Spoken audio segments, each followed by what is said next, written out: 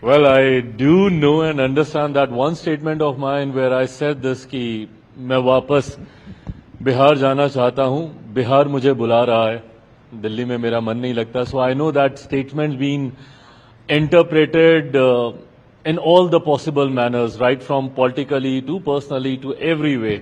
उसके अलग-अलग interpretations हुए हैं. But my reason of saying it was because मेरा राजनीति में आने का कारण ही बिहार और बिहारी रहे हैं. Why I entered politics, I been born and brought up in Delhi. I've lived in Mumbai, I've worked in Mumbai, and that was the time when I experienced from very close quarters where I saw Biharis being targeted, being humiliated.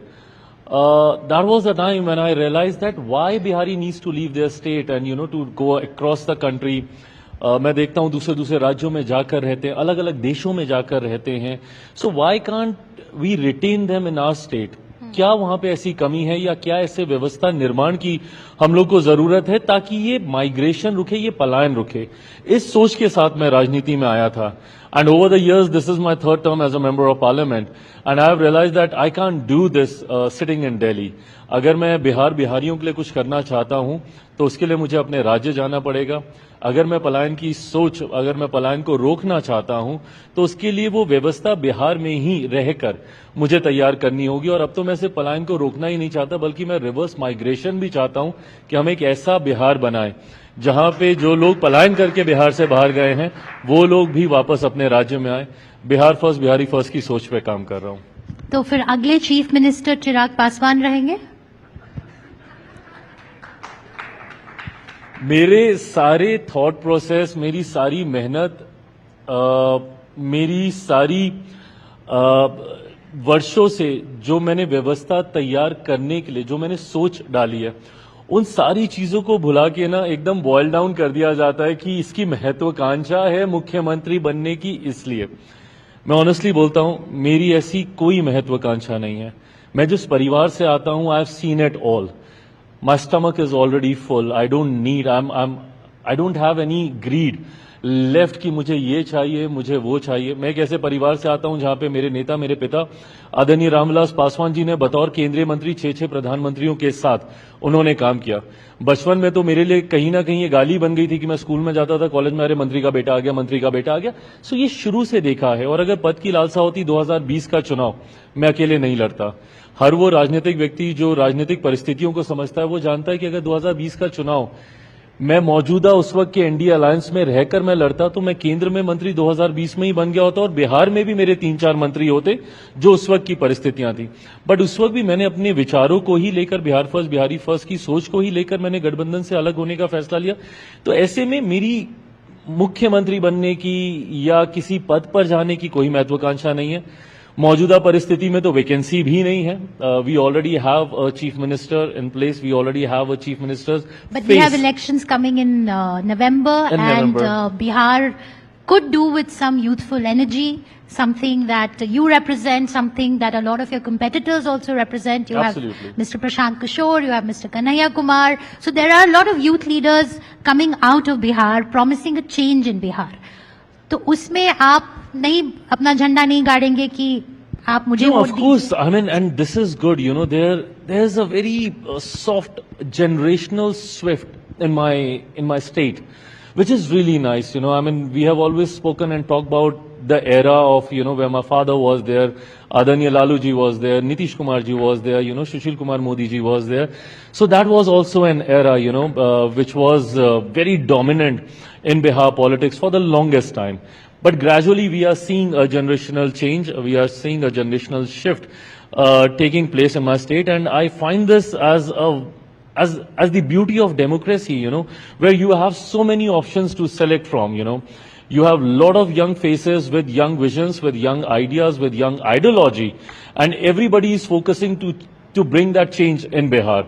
So I think the people of my state are very lucky to select from all of us with whomsoever that they believe in.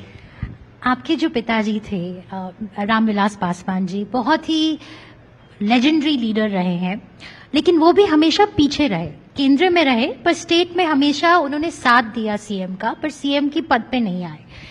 आपने, आपकी party ने मांगा है कि उनको भारत रत्न दिया जाए, तो उसके बारे में थोड़ा कुछ बताइए। और मैं ये बोलना चाहूंगी कि जैसे अभी आप कह रहे हैं कि आप सीएम नहीं बनना चाहते, then you are following your father's footsteps once again. देखिए, सबसे पहले भारत रत्न का आपने जिक्र किया, मैं उनका बेटा हूं। मेरा तो ये लालच रहेगा ही कि मेरे पिता को देश का सर्वोच्च सम्मान दिया जाए, बट व्यक्तिगत भावनाओं को एक तरफ रखते हुए मेरी पार्टी ने भी विधिवत तरीके से इसकी मांग रखी है सामने। और कारण है, 50 साल से ज्यादा, ओवर 5 डेकेड्स राष्ट्रीय राजनीति में उनकी एक सक्रिय भूमिका रही। जैसा मैंने कहा कि 6 प्रधानमंत्रियों के साथ, और ये अपने में एक बहुत बड़ी उपलब्धि है। इसी की वजह से उन्हें मौसम वैज्ञानिक भी कहा जाता था। बट अगर भारत की राजनीति में अगर आप राजनीतिक नब्ज को समझ पाए तो ये अपने में भी एक बहुत बड़ी कला होती है। उन्होंने वीपी सिंह जी की सरकार में बतौर केंद्रीय मंत्री काम किया, देवेगौड़ा जी की सरकार में, आई के गुजराल साहब की सरकार में, अटल बिहारी वाजपेयी जी की सरकार में, मनमोहन सिंह जी की सरकार में, और मौजूदा प्रधानमंत्री आदरणीय नरेंद्र मोदी जी के भी मंत्रिमंडल में वो बतौर केंद्रीय मंत्री उन्होंने अपनी भूमिका निभाने का काम किया। 2 बार उनका नाम Guinness book of world record में दर्ज हुआ for winning by the highest margin. ये अपने में एक बहुत बड़ी उपलब्धि। और उसके बाद जिस तरीके से सामाजिक न्याय को लेकर, सोशल जस्टिस को लेकर उन्होंने हर सरकार में एक अहम भूमिका निभाने का काम किया। आज की तारीख में शायद लोग इस बात का महत्व भी नहीं समझ पाए, बट आज जब कांग्रेस और ये तमाम नेता संविधान को लहराते हैं और बाबा साहेब का नाम लेते नहीं थकते। कल भी राहुल जी मेरे ही राज्य गए हुए थे और वहां पर जाकर वो जय भीम के नारे लगाते हुए बाबा साहेब के विचारों को वो याद कर रहे थे। ऐसे में सवाल उनसे भी बनता है कि आप जिनकी बात कर रहे हैं वो हमारे संविधान के निर्माता हैं, संविधान के रचयिता हैं, पर उनकी एक भी तस्वीर भारत की संसद में 89 तक नहीं थी। 89 तक उनकी एक भी तस्वीर भारत की संसद में नहीं थी, जबकि एक पार्टी के तो भूल जाइए, एक ही परिवार के 3-3 नेताओं की बतौर प्रधानमंत्री तस्वीर भारत की उस सेंट्रल हॉल में थी। ऐसे में आज जब ये लोग बाबा साहब का जिक्र करते हैं तो इनको ये याद होना चाहिए कि बाबा साहब की पहली तस्वीर भारत की संसद में मेरे नेता आदरणीय रामविलास पासवान जी जब वीपी सिंह जी की सरकार में श्रम एवं कल्याण मंत्री थे, उस वक्त लगाई गई थी। उस वक्त बाबा साहब को भारत रत्न दिया गया था। तो जो लोग आज इन तमाम बातों को लेकर राजनीति करते हैं, बस उनको सिर्फ मैं बताना चाहता हूं कि मेरे पिता हैं, उनके योगदान को तो मैं सर्वोच्च रखूंगा ही, बट मेरे नेता हैं और उन्होंने देश के लिए ये तमाम ऐसे कार्य किए हैं जिन्होंने सामाजिक न्याय की व्यवस्था को मजबूत करने का काम किया। इसीलिए भारत रत्न की हम लोग मांग करते हैं। बट आपका जो पहला प्रश्न था कि मैं अगर बिहार नहीं जाऊंगा तो कारण वही होगा कि पापा भी यहीं पे थे। मैं बिहार जाऊंगा, बट बिहार किसी पद की लालच में मैं जाऊं, कतई नहीं। बिहार में बिहार फर्स्ट, बिहारी फर्स्ट की सोच को कैसे धरातल पर उतार पाऊं, इस व्यवस्था के निर्माण के लिए जाऊंगा। बिहार ऐसा स्टेट है जो कि नालंदा यूनिवर्सिटी के लिए जाना चाहता था। हमारे पहले प्रेसिडेंट डॉक्टर राजेंद्र प्रसाद जी बिहार से हैं। तो वहां से अब जो बिहार की बात होती है, अब बात होती है करप्शन, अब बात होती है खराब सड़कें, अब बात होती है कि बिहार में काम करना बहुत मुश्किल है, इंडस्ट्रियलाइजेशन बहुत पुअर है। तो आपका क्या विजन है बिहार के लिए, और आप कैसे, जो आपसे पहले नीतीश कुमार जी हैं, उससे पहले जो जितने भी चीफ मिनिस्टर्स रह चुके हैं, वो चेंज लाए हैं, पर जिस डिग्री पे चेंज होना चाहिए था, जिस स्केल पे चेंज होना चाहिए था, वो नहीं आ पाया है। तो आप क्या चेंज लाएंगे, आपकी क्या विजन है बिहार के लिए? मेरे बिहार का एक गौरवशाली इतिहास रहा है, and I feel so proud when I से दिस कि बिहार एक ऐसी धरती रही है जो कई मायनों में जनक रही है अलग अलग क्षेत्रों में व्यवस्था निर्माण को लेकर। नालंदा यूनिवर्सिटी का आपने जिक्र किया, शिक्षा के क्षेत्र में मेरे प्रदेश की पहचान तब थी जब देश तो भूल जाइए, दुनिया में किसी ने शिक्षा के महत्व को नहीं समझा था। दूसरे देशों से लोग आते थे नालंदा में शिक्षा तालीम हासिल करने के लिए।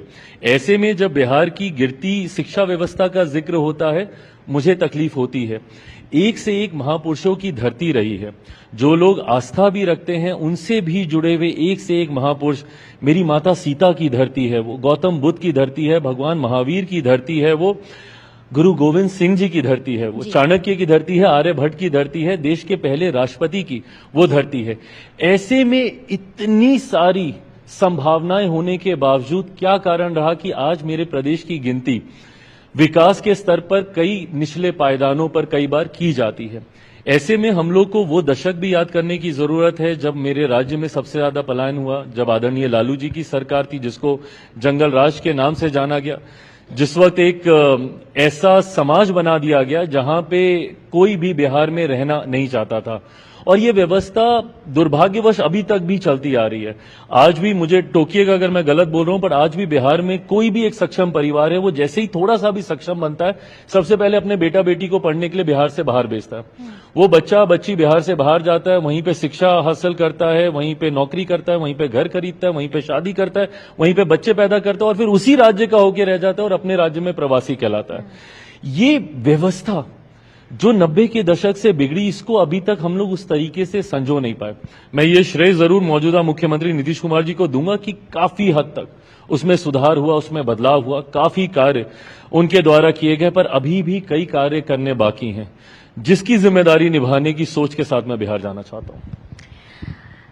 चिराग जी, आपने बताया कि बिहार फर्स्ट, और आप बिहार की बहुत डेवलपमेंट करना चाहते हैं। बीमारू स्टेट्स का नाम जब लिया जाता है तो बी सबसे पहले आता है, which is for Bihar. Uttar Pradesh सबसे एंड में आता है, यू। उस स्टेट में बहुत काम किया जा रहा है। अगर आप कोई चीफ मिनिस्टर देखते हैं जो कि आप अपना रोल मॉडल समझते हैं, तो कोई सीएम है जो आपके जहन में आते हैं कि अगर आपको लगता है उनको देख के जो इन्होंने अपने स्टेट में किया है, वैसा ही काम मैं अपने स्टेट में करना चाहूंगा?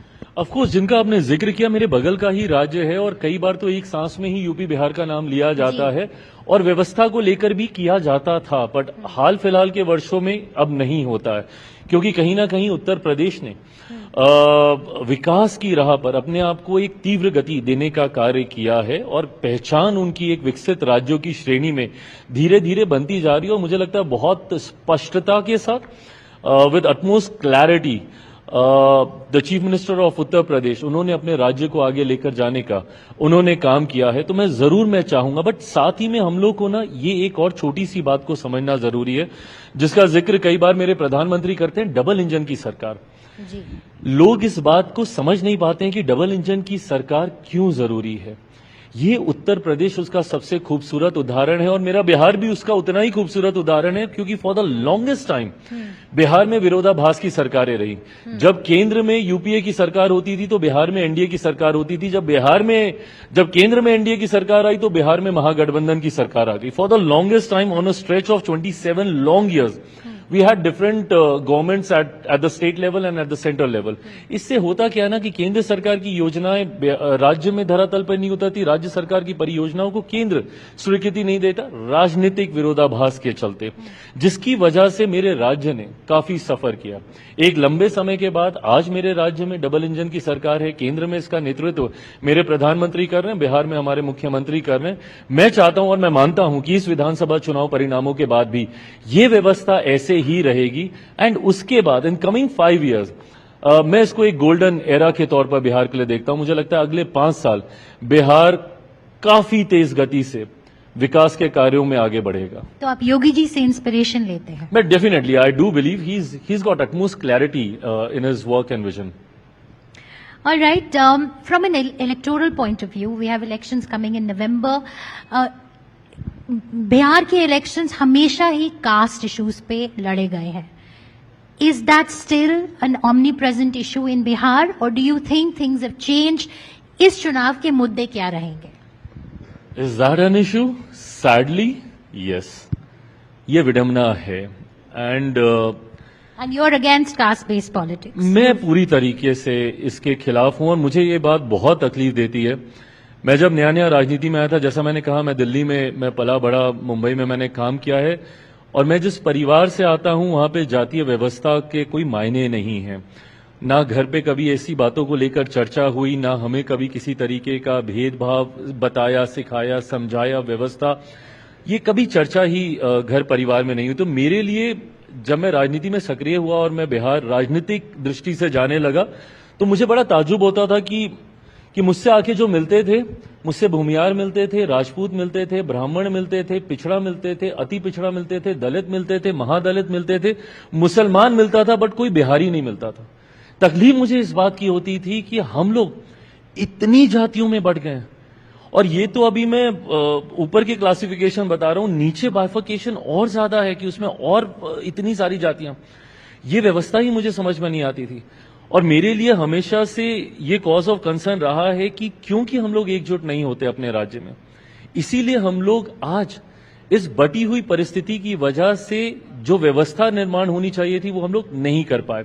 जो लोग बिहार से बाहर निकल जाते हैं वो कतई इस बारे में नहीं सोचते। When I travel internationally and I interact with Bihari diaspora and then I ask them that do you get benefited that you come from an upper caste or do you get neglected because you come from a backward caste? बोलते नहीं, यहाँ पे तो कोई इसका मतलब ही नहीं है। So I said you all have a equal playground here, right? और आप उतनी ही मेहनत करते हैं। ये सोच हम लोग को बिहार में लानी है, जो कि सैडली अभी नहीं है, बट मेरी उम्मीद मौजूदा पीढ़ी से है, आने वाली पीढ़ियों से। और इसीलिए मैं शिक्षा पे इतना ज्यादा जोर देता हूं। मैं खुद 21वीं सदी का पढ़ा लिखा युवा हूं। मैं चाहता हूं और मैं मानता हूं कि जब तक शिक्षित नहीं होगा हमारा राज्य, जब तक शिक्षा का अभाव रहेगा, कई ऐसे राजनीतिक दल और ऐसे राजनेता हैं, मैं खुद राजनीतिक दल से आता हूं, बट मुझे कतई कोई गुरेज नहीं है इस बात को स्वीकारने में कि कई राजनीतिक नेता और राजनीतिक दलों ने एक अहम भूमिका निभाई है हमारे समाज को बांटने में, जातियों में बांटने में, सांप्रदायिकता के आधार पर बांटने में, जो गलत है, जिससे मिलकर हम लोग को लड़ाई लड़नी है, जिसमें मुझे लगता है साथ मेरा आज की पीढ़ी देगी और आने वाली पीढ़ी But देगी। you've spoken in favor of the caste census, which critics say will only aggravate that divide, which the data that government can use to do very targeted interventions. So how do you justify that, Chirag? So how do I justify that? Because I know when I say these two things in the same line, so I might sound contradicting myself. But let me clarify this, that why do I want to have a caste-based census? Because as I said, that's sad, but that is the reality. ये दुखद है, but हकीकत है हमारे समाज की कि आज भी हम लोग जातियों में बढ़ते हैं और जाति के आधार पर भेदभाव के उदाहरण हम लोग के सामने आते हैं। संख्या कम ज्यादा डिबेटेबल, बट वो समाज में एक भेदभाव का वातावरण उत्पन्न करते हैं। उदाहरण के तौर पर आज भी एक दलित युवक को घोड़ी पे चढ़ने से रोका जाता है। क्यों? क्योंकि वो एक दलित है। आज भी ऐसे उदाहरण हम लोग के सामने हैं जो कि सार्वजनिक मंचों पर भी सुनाई देते हैं। एक अधिकारी, एक पुलिस अधिकारी अपनी बारात निकालने के लिए उसको सुरक्षा की जरूरत पड़ती है। क्यों? क्योंकि वो एक पिछड़ा समाज से आता है। आज भी एक दलित परिवार को मंदिर में प्रवेश करने से रोका जाता है। आज भी ऐसी मानसिकता कम ज्यादा अगेन डिबेटेबल, बट हमारे समाज में है जो जाति के आधार पर आपके साथ भेदभाव करते हैं। इसीलिए कई बार केंद्र सरकारें, राज्य सरकारें ऐसी योजनाओं का निर्माण करती हैं for the upliftment of that particular caste, और उनका समावेश करने के लिए मुख्य धारा के साथ, मेन स्ट्रीम के साथ उनको जोड़ने के लिए। ऐसे में मैं मानता हूं कि जब राज्य या केंद्र की सरकारें इन योजनाओं का निर्माण करती हैं तो उनके पास उस जाति की आबादी भी होना जरूरी है, ताकि उसी के हिसाब से उस योजना का विस्तार किया जा सके, उसी के आधार पर उस योजना में राशि का आवंटन किया जा सके, ताकि उस जाति का समावेश हो सके मुख्य धारा के साथ। ऐसे में इन आंकड़ों का सरकार के पास होना जरूरी है, जो कि कई बार नहीं होते। कई बार कई विषयों पर माननीय न्यायालय ने भी मांगा कि भाई फलाना जाति की कितनी आबादी है, जो हम लोग के पास नहीं है। And in the longest time ये हुआ ही नहीं। Last time it happened was almost 100 years back in 1931। सो इसीलिए वाई आई एडवोकेट कि ये होना चाहिए। उसके पीछे का कारण ये है कि जब ये हमको जानकारी होगी तभी हम उनका समावेश करा पाएंगे, उचित रिप्रेजेंटेशन इन एवरी सेक्टर हम लोग करा पाएंगे। All right.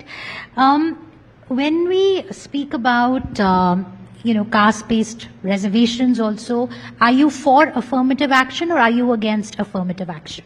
No, I do believe कि वो representation होना चाहिए, because for the longest time it has not happened and there are n number of castes, and that is what creates a distress within them, because when they don't see themselves getting represented at a political level, at a socio-economic platforms, when they don't see their representation is when they get distressed, and then they opt for various other platform.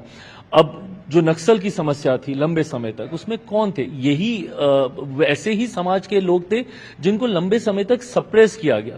तो ऐसे में उन लोगों ने गलत रास्तों को चुनने का काम किया। भविष्य में ये नहीं हो, उसके लिए जरूरी है कि हर समाज का उचित रिप्रेजेंटेशन समाज की हर व्यवस्था में हो।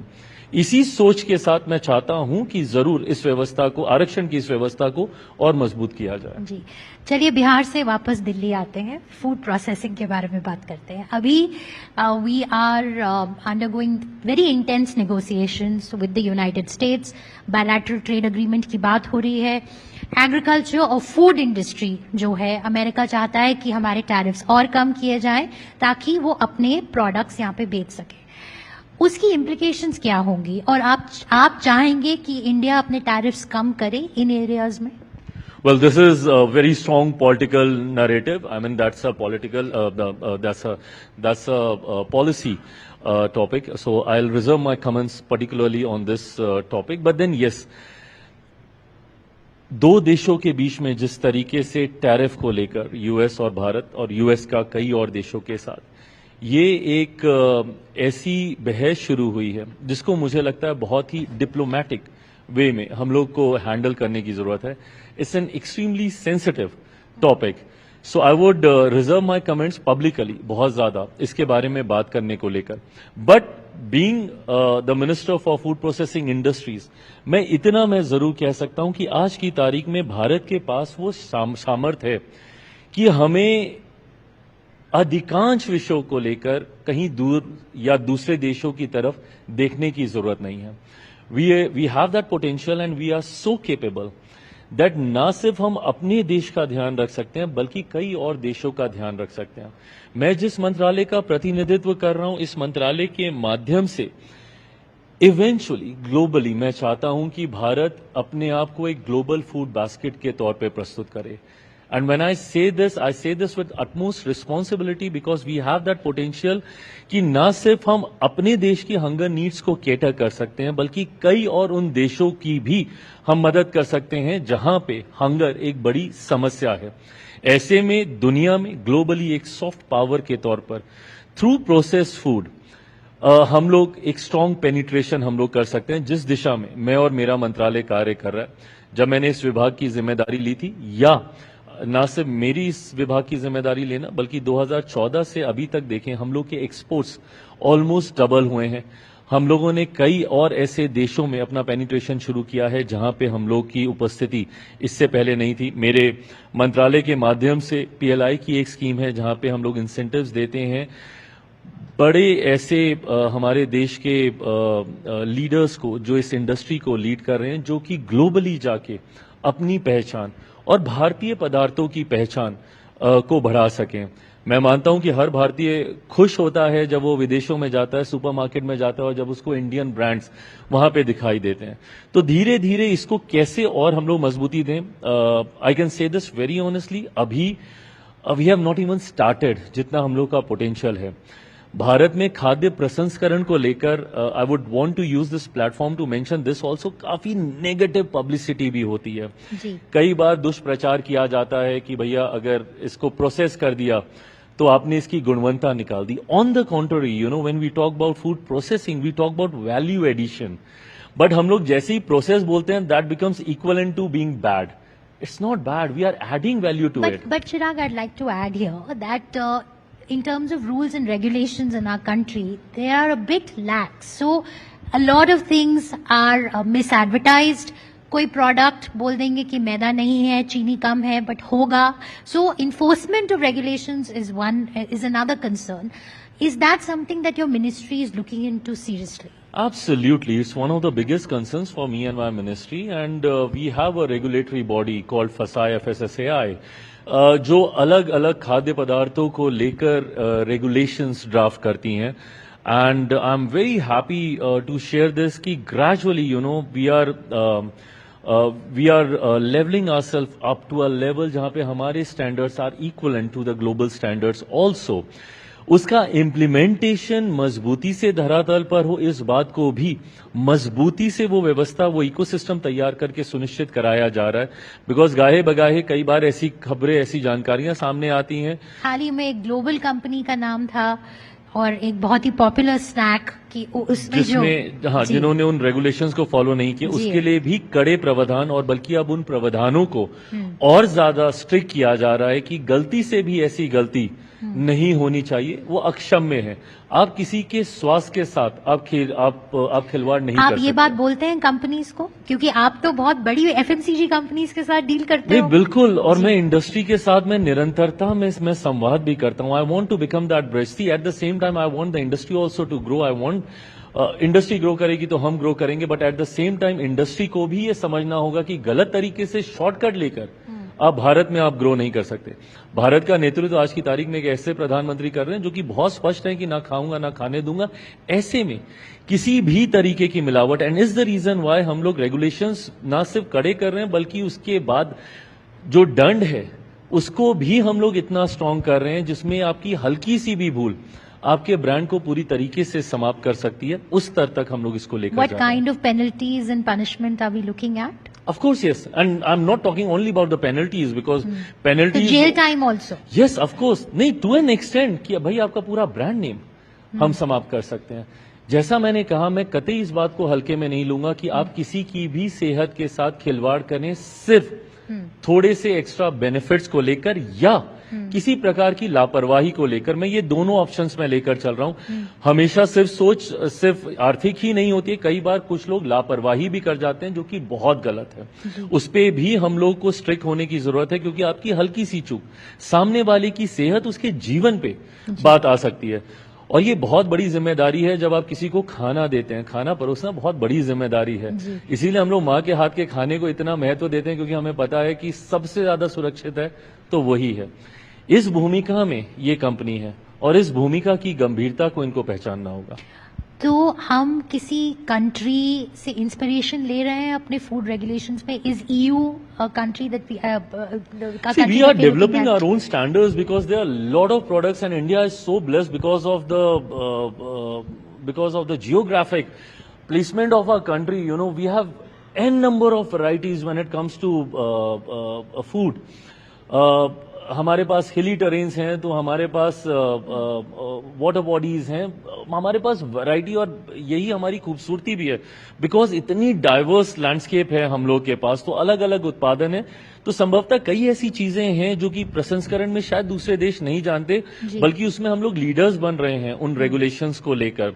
और खाद्य प्रसंस्करण से तो हम लोग सदियों से जुड़े रहे हैं। ये हमारी घर की परंपराओं का हिस्सा रहा है। मैंने घर में नानी दादी को देखा है पापड़ बनाते हुए, अचार बनाते हुए, घर पे दही को जमाते हुए। वो बात अलग है कि अब हम लोग मंगवा लेते हैं, ऑनलाइन ऑर्डर कर देते हैं, बट उस व्यवस्था का भी अनुभव हम सब ने किया। खासतौर पे हम लोग की पीढ़ी ने तो किया ही है, अगली पीढ़ी का मैं नहीं कह सकता, बट हमारी पीढ़ी वो कनेक्ट जरूर है जो उस व्यवस्था को भी जानती थी जब ऑनलाइन चीजें नहीं होती थी, जब हम लोग के पास कॉमन रेफरेंस पॉइंट्स होते थे, टू दिस पीढ़ी जिनके पास ऑप्शंस ही ऑप्शंस है खाने को लेकर। तो हम लोग प्रसंस्करण से शुरू से हम लोग जुड़े रहे हैं। So we are in a way leaders in processing. Okay, let's talk about GST। Specially process food को लेकर बहुत कंफ्यूजन है। पॉपकॉर्न, अगर खुला पॉपकॉर्न ले तो उसका टैक्स कम है, मूवी थिएटर में खाएं तो बहुत ज्यादा है। ये सब जो कंफ्यूजन है चिराग जी, ये आप इसको कंक्लूड करके ही बिहार जाएंगे वापस, कि this is going to remain? मैं जरूर चाहूंगा कि मैं इसको कंक्लूड कर सकूं, बिकॉज इंडस्ट्री में भी कई बार इस विषय को लेकर चिंताएं सामने आती हैं। कई बार मैं इंडस्ट्री की भावना को भी समझता हूं, बट जब अपने कंसर्न्स को मैं उचित मंच पर रखता हूं तो वहां की मजबूरियों को, क्योंकि सरकार का हिस्सा हूं, मैं वो भी समझ पाता हूं। तो मैं एक दोहरी भूमिका में हूं। जैसा मैंने कहा कि मैं ब्रिज बनना चाहता हूं इंडस्ट्री और सरकार के बीच में, बट उस ब्रिज बनने की वजह से मैं इस एंड की परेशानियों को भी समझता हूं, तो उस एंड की परेशानियों को भी समझता हूं। I am just trying to figure out a middle way, जहां पे पॉलिसी मेकर्स एंड इंडस्ट्री साथ में बैठकर, जहां पे उनको भी किसी तरीके की समस्या ना हो और इधर भी किसी तरीके की समस्या ना हो।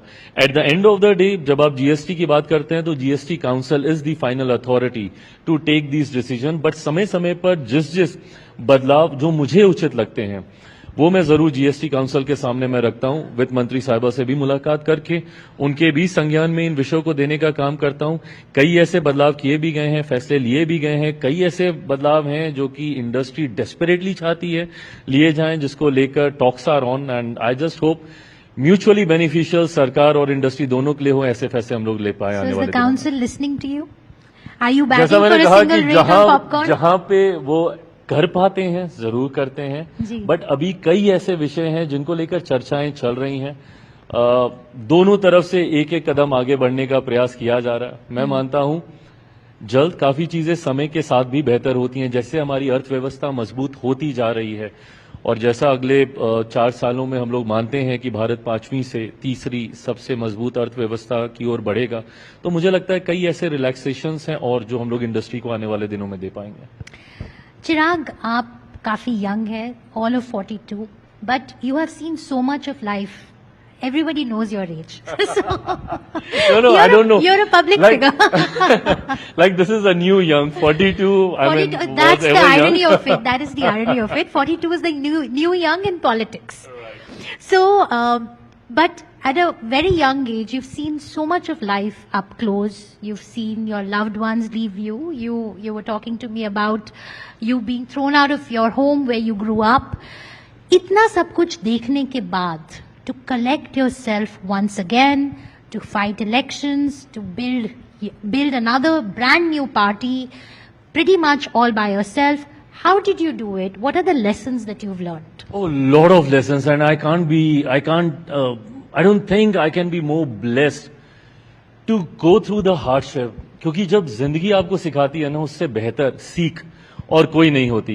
And sooner the better that you go through all this. जितनी जल्दी आप विपरीत परिस्थितियों से आप गुजर जाते हैं, उतनी जल्दी जिंदगी को आप समझ जाते हैं. और जो मैंने किया, after losing my father one after the other, there were like hell storms in my life, and it was like a roller coaster life. Every day was a different day, and there was a disaster coming my way almost every regular interval. मैंने पापा के जाने के बाद party खोई, परिवार से मुझे निकाला गया. जिस घर का आप सब जिक्र कुछ कर खोया, परिवार, पार्टी, सब कुछ खोया. Everything. I had nothing. To an extent I didn't know where to go. जिस दिन मेरा सामान सड़क पे फेंका गया था, जिस घर में मैं 34 साल से रह रहा था, and I don't want to sound emotional and I don't want to make it dramatic, but होता है. मतलब उस घर के अलावा मेरी कोई याद ही नहीं ना. 7 साल के बच्चे की उससे पहले की क्या यादें होंगी, किसी की नहीं होती हैं. तो मेरी तो जितनी यादें हैं सिर्फ उसी घर की थी. I didn't even get a moment to stand and register that house. Finally मुझे निकाल दिया गया था. एनीवेज, इन सारी चीजों को, इन सारी परिस्थितियों को आप दो तरीके से ले सकते हैं. Either be a cry baby and sit and cry कि मैंने किसका क्या बिगाड़ा और मेरे साथ ऐसा क्यों हुआ, या फिर बी अ फाइटर एंड आप उन परिस्थितियों का डटकर सामना करें and get yourself back, bounce back करें. मैंने दूसरा विकल्प चुना. मैंने कभी इन परिस्थितियों को मुझे कमजोर नहीं बनने दिया, बल्कि अपनी कमजोर यादों को संजो के रखा, मुझे मजबूत बनाने के लिए.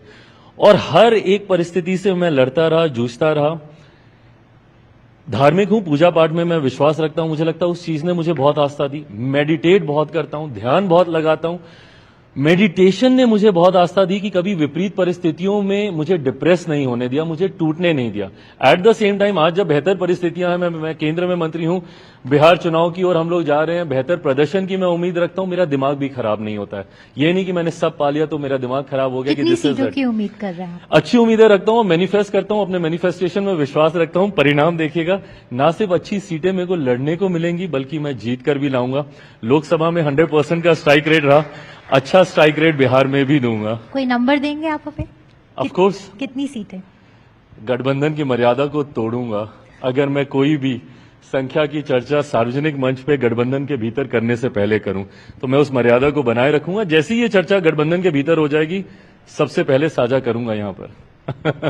देखिए, आपने कहा कि आप मेडिटेट करते हैं, आप अपना फेथ बहुत अनअबैशेडली दिखाते भी हैं, लेकिन आप अपने फेथ को अपनी पॉलिटिक्स से कलर नहीं करते. लेकिन जिस पार्टी के आप अलायंस पार्टनर हैं, वहां की पॉलिटिक्स थोड़ी अलग है.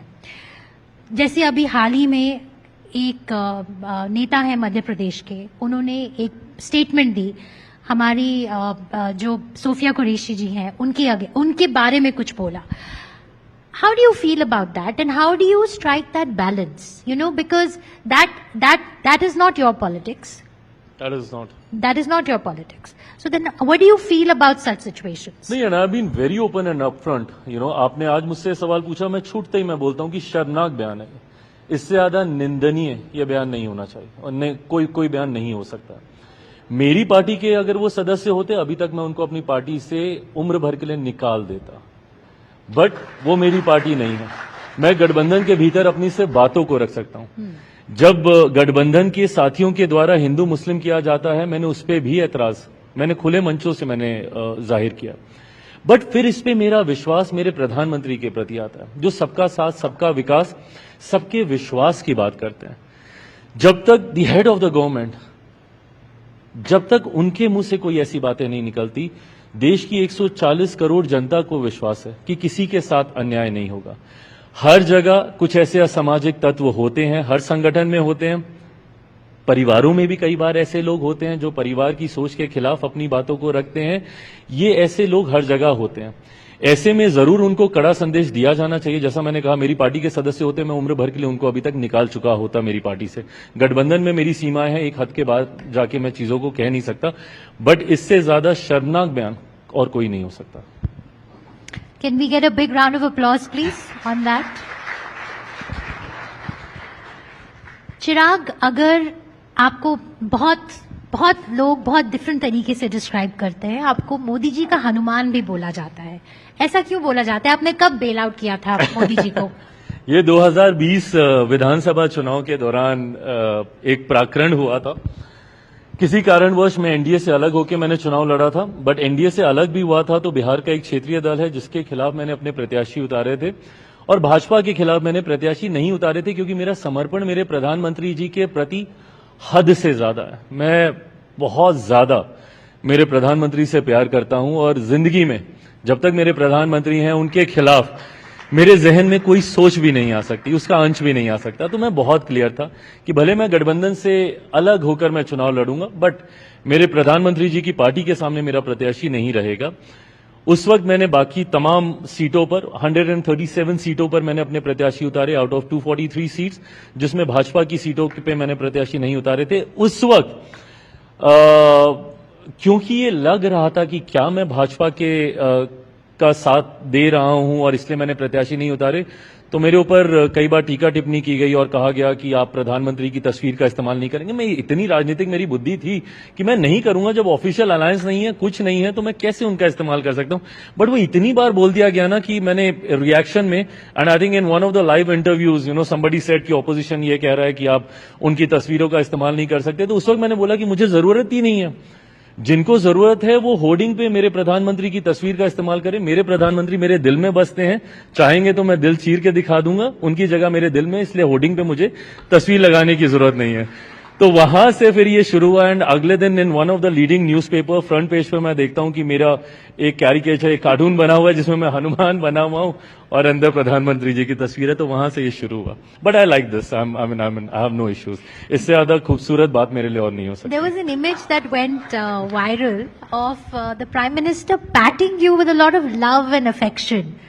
So, what was that moment there? I think it happened at a rally in Bihar.